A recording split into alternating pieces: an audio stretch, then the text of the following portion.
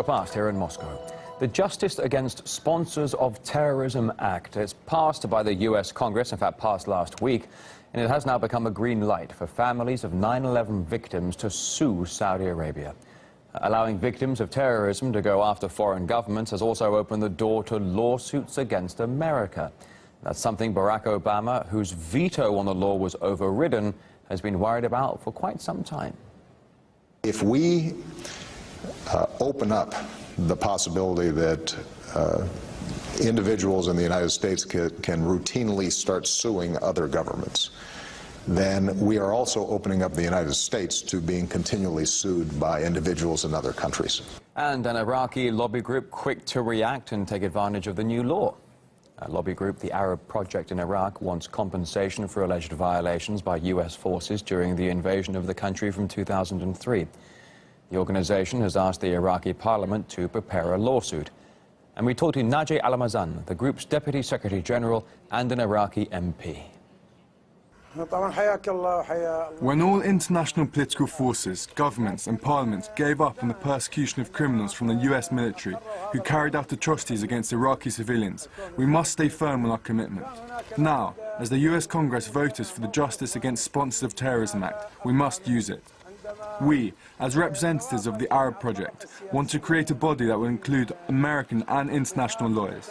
They will be making cases on behalf of Iraqi witnesses and sending them to US federal judicial authorities.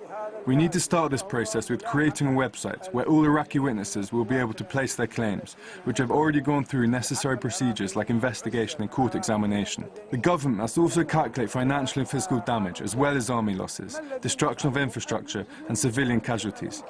Everything that Iraq is currently suffering from is the result of its invasion. That has been admitted in Geneva. This is not the first time that Iraqis have tried to bring the U.S. to account for its actions. Last time, though, the legal battle was not against the country, but a corporation.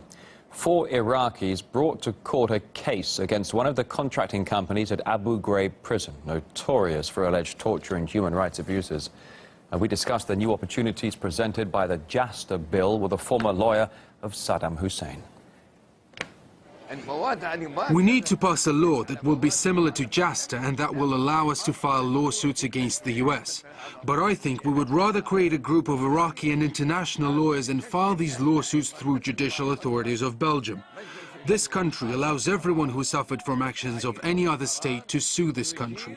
Also, this group would be able to cooperate with American lawyers and file suits within the US itself.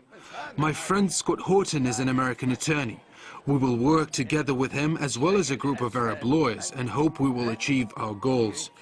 But I can assure you that the US Congress will repeal JASTA. By the way, Japanese MPs are working on a bill to compensate for the atomic bombings of Hiroshima, not to mention the Native Americans.